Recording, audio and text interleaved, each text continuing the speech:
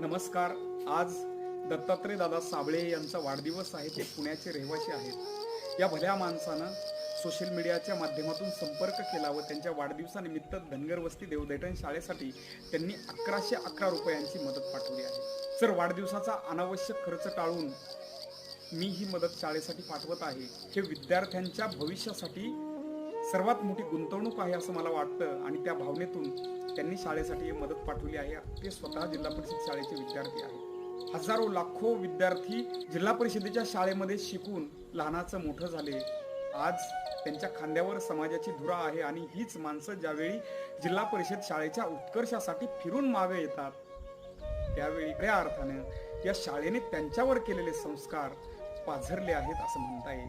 आदरणीय दत्तात्रय दादा, तुम्हाला वाढदिवसाच्या खूप खूप शुभेच्छा व शाळेला तुम्ही पाठवलेल्या मदतीबद्दल तुमचे मनापासून धन्यवाद. थँक्यू.